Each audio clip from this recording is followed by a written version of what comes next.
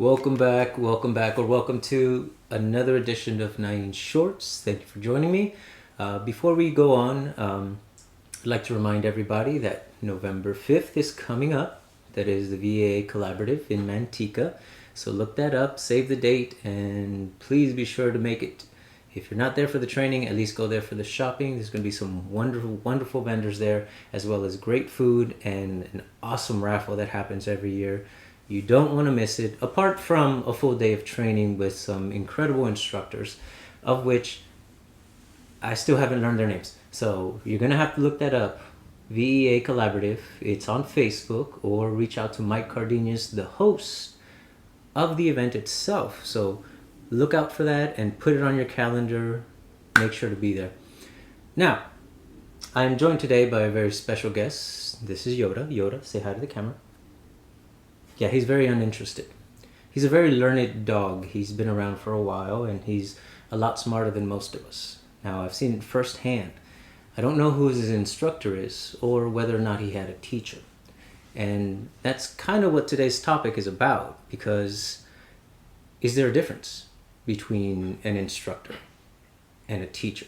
If so, what are those differences, and how do they really affect the way that we go about as instructors or teachers, or maybe just people who know some stuff that want to share with others?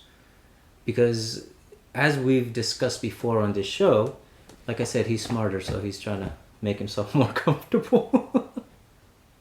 As we've said so on this show, you want to go down? All right, buddy. He's tired of listening to me talk already. See? That's how smart he is. Now, if you haven't changed the channel yet or stopped this video, I'm going to continue. As we've discussed before, there's a lot to be said about the way that we define things, because one way or another, whether we seek out a title or it's thrust upon us by situations or organizations or even just recognition, we kind of take up those hats whether we intend to or not. But what is it that we're really taking up? Now, as I thought about this and had other discussions about the topic, instructor, right? Somebody that gives instruction. So what are instructions? Well, they're usually step-by-step lists of what you need to do to get an outcome. Okay, so like a recipe. Step 1, step 2, step 3, step 4. And even in the martial arts, there is that. You have to instruct at some point, usually at the beginning of somebody's teachings to something new. The movements, the steps that they need to take to learn a specific technique or specific angles of attack. However, when does that end? When does it become something more? And does it? Are there people out there who only instruct, who only give you the step by step by step, and every once in a while they tell you, oh no, that's wrong, it should be this? Okay. Like I said, it's something that is needed, especially at the beginning, for somebody that doesn't know that system, that style, who needs a reference point to move on. So is that an instructor, a limitation of just giving the step-by-steps? Here's the curriculum, here's what we're going to do. Once you know it, we're going to move on to the next curriculum and the next one and the next one and the next one. Is that what an instructor is? Now, based on what I understand of the word, yes, you can argue that that's literally what it is. So then what is a teacher? Whenever I hear the word teacher, I think guide. Now, this word means a lot to me, not because of the martial arts, but because I have children. And for me, I've come to believe that I will be their first and most involved teacher, guiding them through whatever it is they need to learn. But there are no step-by-steps in life. There is no do this, do that, and everything's going to work out. Things fall apart. You reach points where whatever you were learning before are no longer applicable.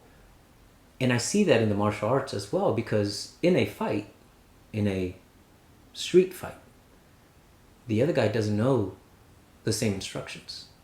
They're not going to follow the same steps. They're not going to stop at their first punch and let you do your technique. So the things that you learn step by step, will they be useful then? Well, as a teacher or aspiring to be a good teacher, I would want my students to understand that, hey, this is not how fights really turn out. This is not how things play out when you go outside of the school.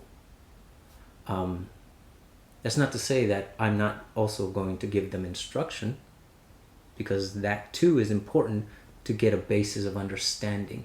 But because I'm thinking as more of a teacher mentality based on this conversation, then I have to consider at what point do I stop the instruction, or not so much stop, but at what point do I start the teaching process?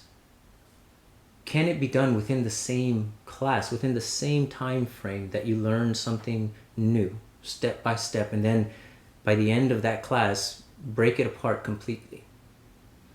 Now, my own instructor has shown me time and time again that their evolution has come about because of my growth as a student.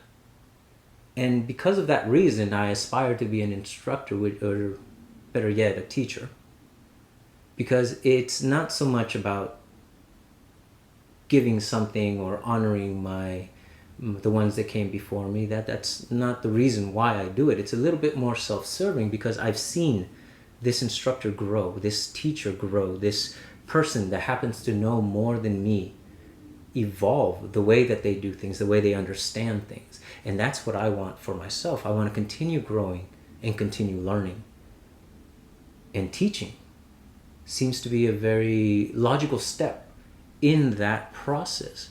But in that, I have to consider, am I just going to show the physical stuff, just the movements? Here's how you do it. This is the correct way of doing it. This is the only way of doing it.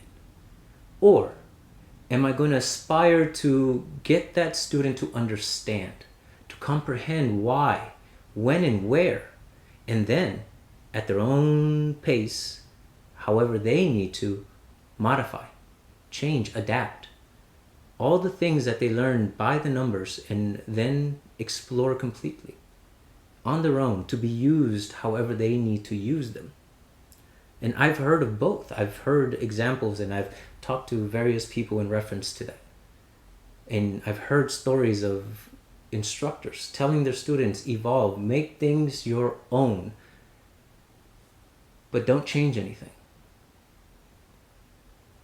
So what do you listen to? Do you listen to the instructions, or do you listen to the instructor in that sense? They said evolve it, but I can't change anything. So do you just continue teaching things step by step the way that they were taught to you, or the way that you're supposed to teach them? Or do you grow within that?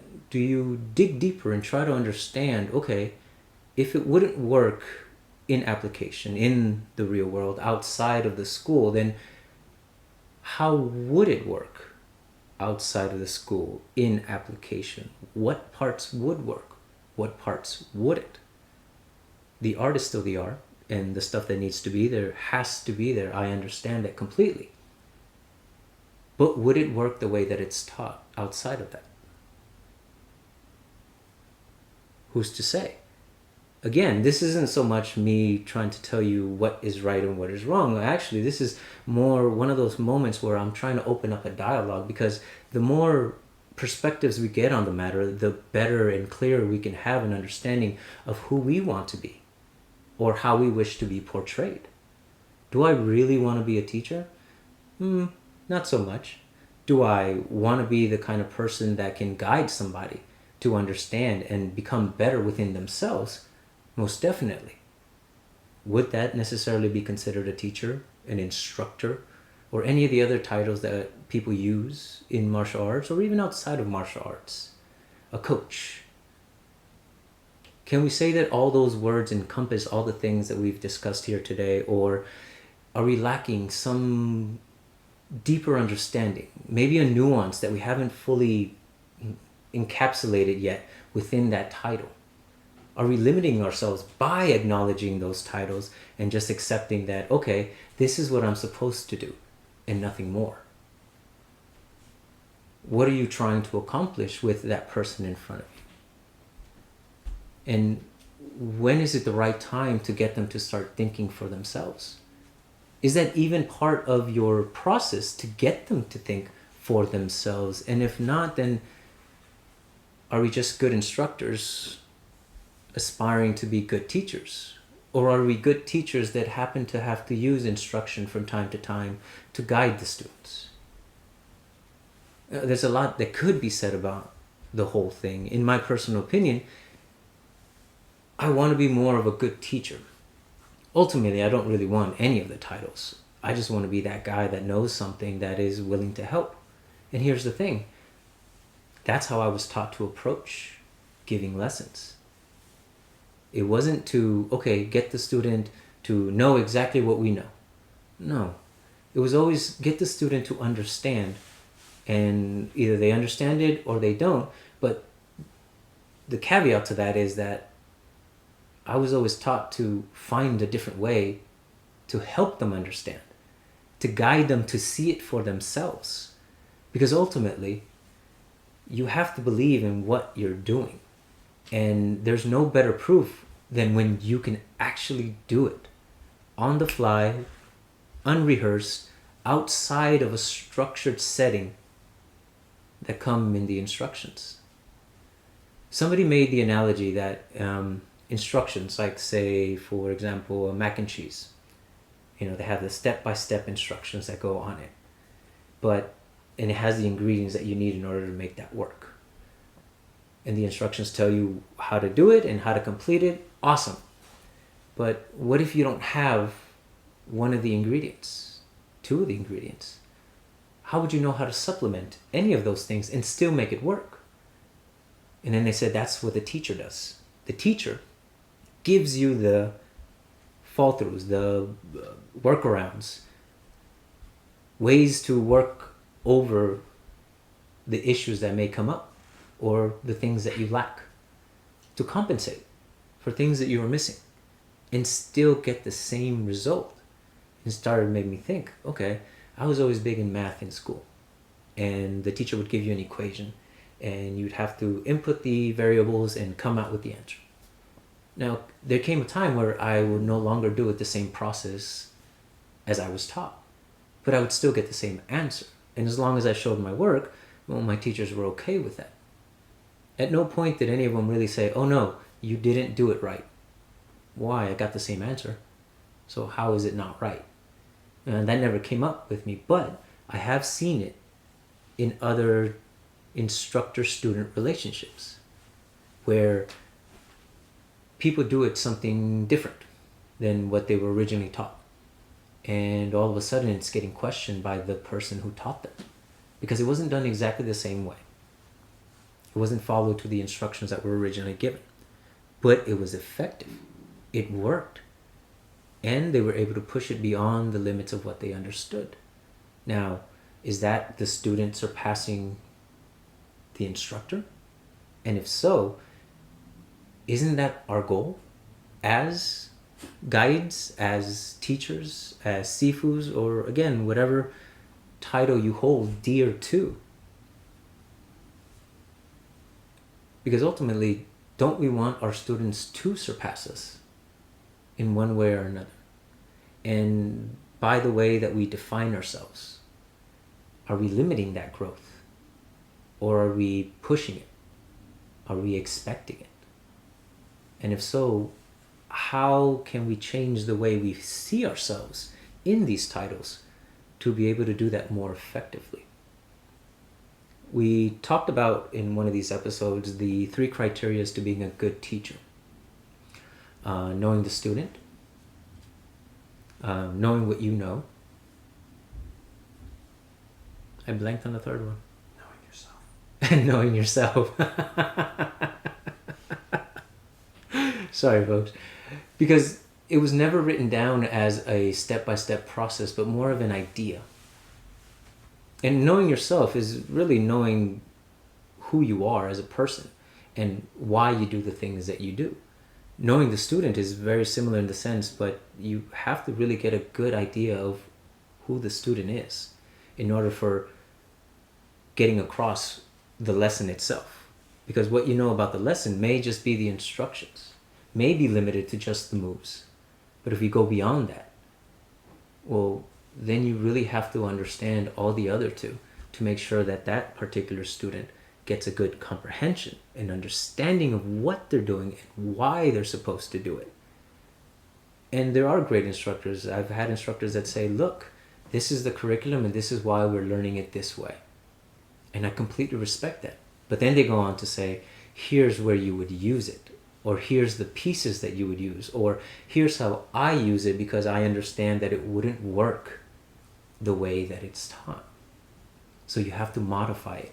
And it inspires me as a student to start thinking about different ways that I would incorporate those movements, those individual pieces that I learned in a step-by-step sequence, so they can become useful to me later on.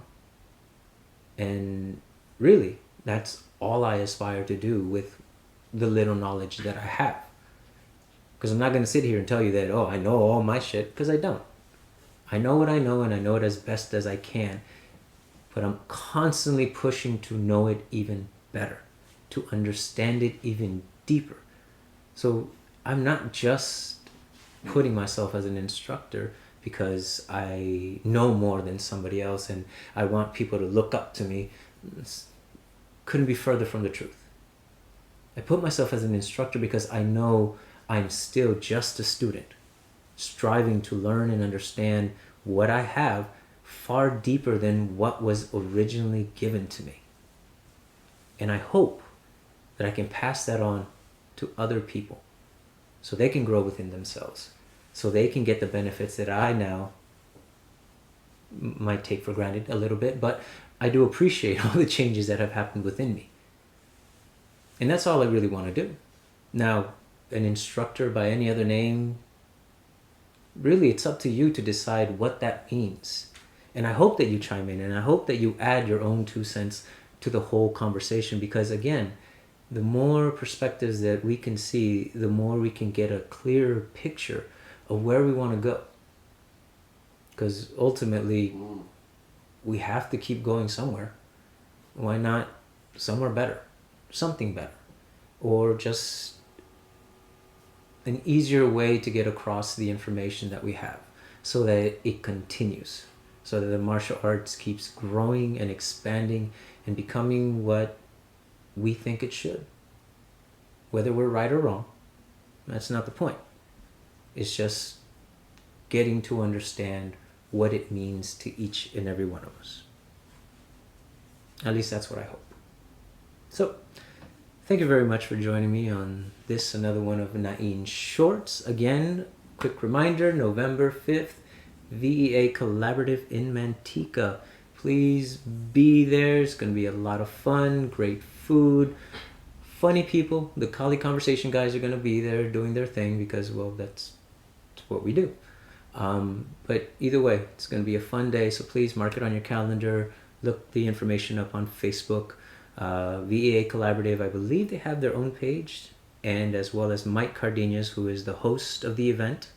Look them up, find the information, and make sure you mark it on your calendar and be there. So, thank you very much for joining me on this Nain Short. Till the next one, as usual, 3, 2, 1, cut!